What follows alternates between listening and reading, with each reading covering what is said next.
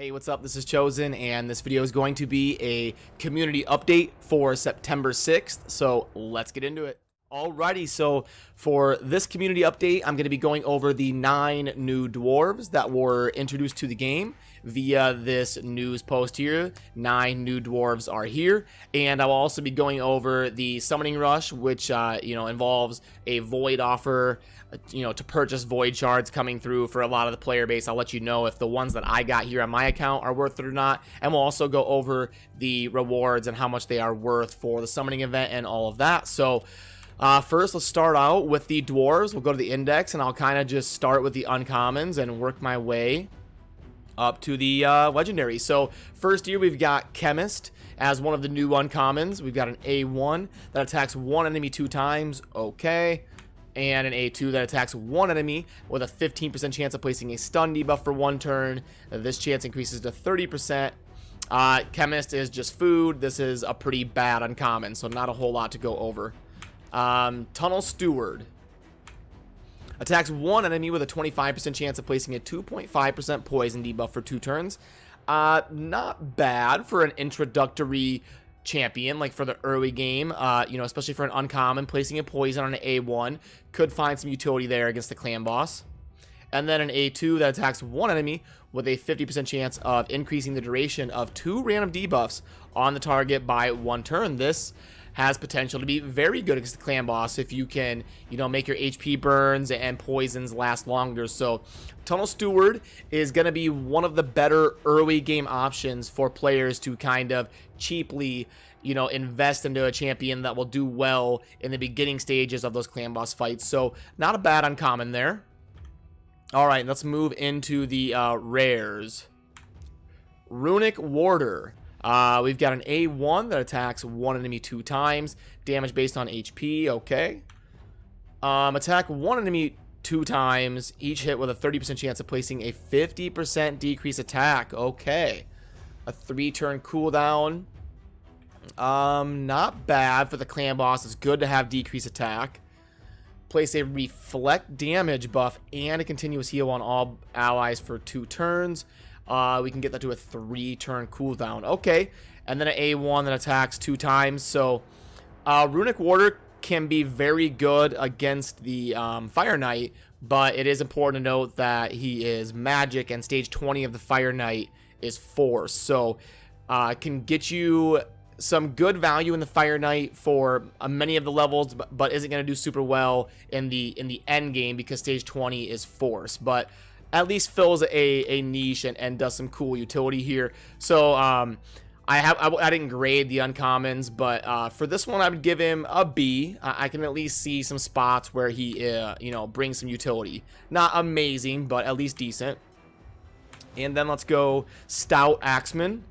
The A1 attacks one enemy based on attack. Okay, a lot going on here. Place a 15% reflect damage buff on this champion. 85% chance of placing a 15% reflect damage buff on a random ally. Also, chance of placing a provoke onto... Okay, on a 3-turn cooldown. Sounds like a lot there, but not a whole lot of utility in my opinion.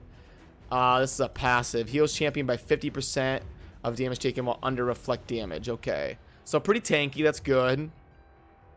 Also, a 25% chance of increasing the duration of all the attacker's debuffs. Okay. So that could be a good passive. That has some potential to be good. So I will give Stout Axeman a B as a rare. That has potential to be viable in a few different spots. Alright, so we have one more rare, and it's going to be the Painsmith. Attack one enemy, okay. Attack one enemy. Enemies killed by the skill cannot be revived. Place a block debuffs buff on this champion for 2 turns. If I find it very tough to get utility, consistent value out of this. So it has potential to be good, but it's going to be very situational and inconsistent. Attack one enemy. Damage increases by 15% if the target has no active buffs. Not super great. Again, very situational. And then our ally attack in dungeons. A good base speed of 100. But for being a void rare, I don't think this is anything good. I would go like a C or a C minus on the Painsmith. And now we move into the new epics. We've got a couple new epics. First, we'll go Rearguard Sergeant. A1, attack one enemy with a 40% chance of placing a 60% decreased defense debuff for 2 turns.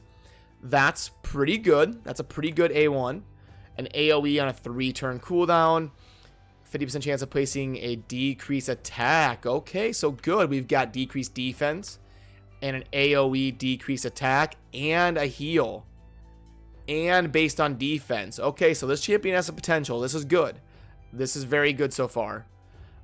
Places a 50% ally protection buff and a 15% continuous heal buff on all allies except this champion for 2 turns. Wow, okay, so yeah, all 3 of these abilities have some good general consistent value. I like that. And then a very specific aura. So the aura is not that great, but I do like this champion. I think this is definitely one of the best designed dwarves I've seen so far. So yeah, I'm going to give this champion, in terms of being an epic, I'm going to give it an A. We've got decreased defense, decreased attack, lifesteal. It's based on defense, which is good end game. And then ally protection and a big continuous heal on a 3-turn cooldown. Yeah, I'm going to give this one an A. I think this champion is pretty good. And then the other one is, gosh, you guys know I'm going to mess this up. Bear Doll Fellhammer. An A1 that attacks one enemy 2 times each hit with a 30% chance of placing a 100% heal reduction for 2 turns. Good in the Spirit Keep. A2, attack one enemy 3 times. Place a shield buff on this champion equal to 30% of damage inflicted. It's okay. Place a counterattack buff on this champion for 1 turn at the start of each round. Place a counterattack buff on this champion for 1 turn at the end of their turn. Okay. So, permanent counterattack, basically. But the counterattack is 1 enemy 2 times with a 30% chance of placing a heal reduction. The A1 isn't very good, but the consistent counterattack is good for the Fire Knight. Yeah, so this champion's going to be good against the Fire Knight. Ally attack in dungeons by 32%.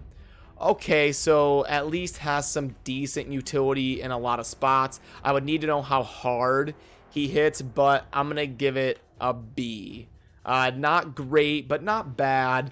And I need to know how hard the champion hits. Having permanent counterattack is pretty good, but the counterattack ability isn't that great, so I can't justify really going above a B yet until I do some further testing. Alrighty, and now we're gonna go into the legendary. I like the hammer. Looks very cool, and I like the general aesthetics of the character here. A very strong looking female character, dwarf. Alright, so an A1 that attacks 1 enemy 2 times with a 50% chance of placing a stun debuff after the 2nd hit. Attack 1 enemy 2 times after the 2nd hit. That's got to be worded wrong.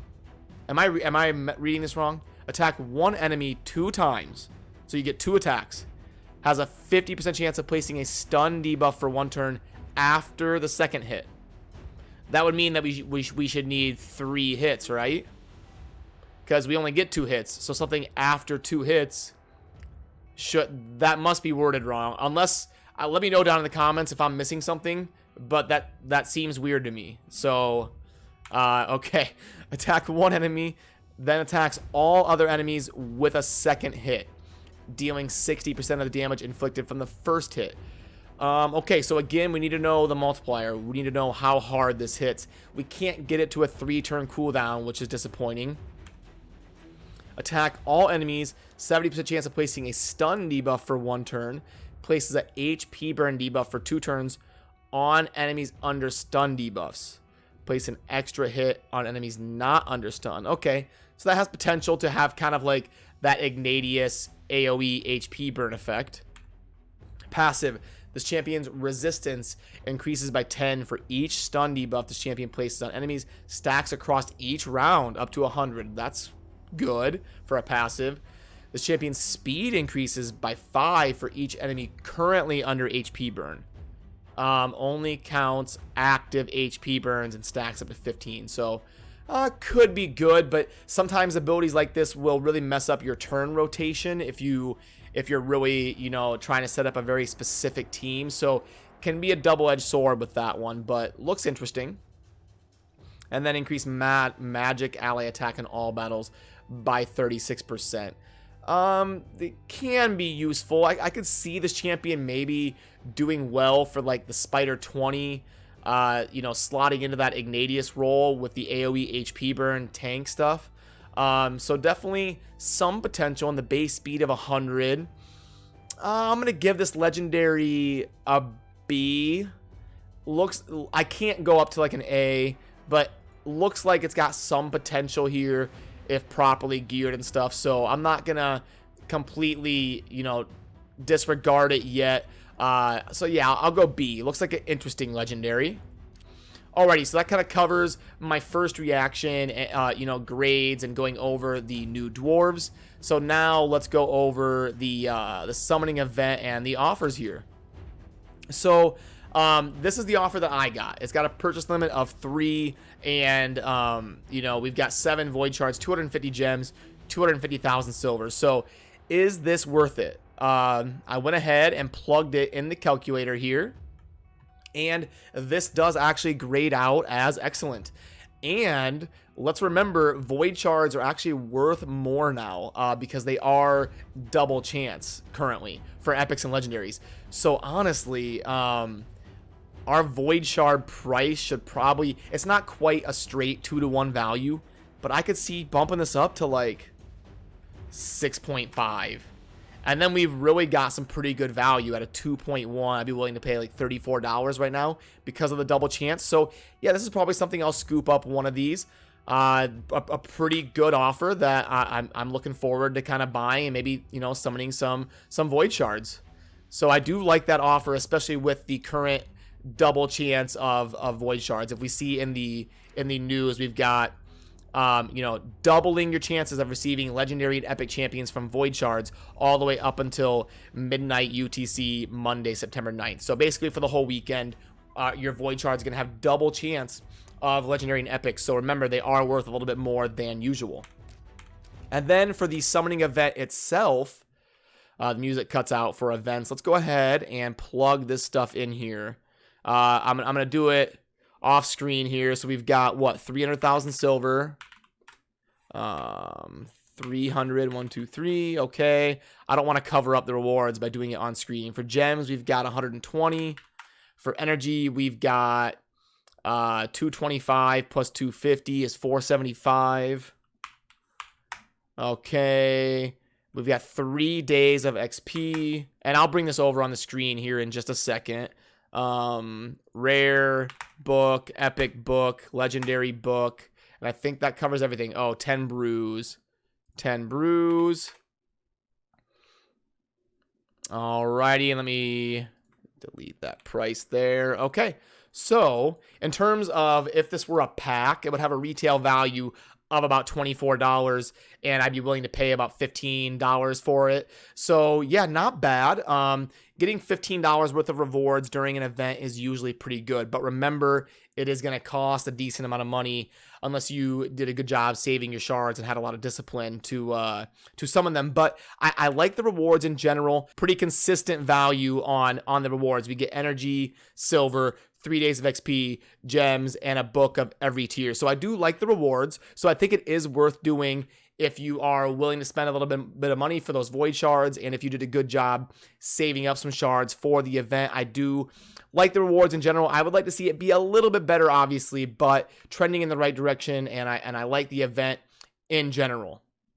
So that's going to kind of do it for what I wanted to cover in this community update, as far as going over the new dwarves and kind of going over the event and the rewards and the offers and all of that. So, you know, let me know what you think down in the comments. I always enjoy hearing your input, and as always, thank you for watching. Have a good rest of your day.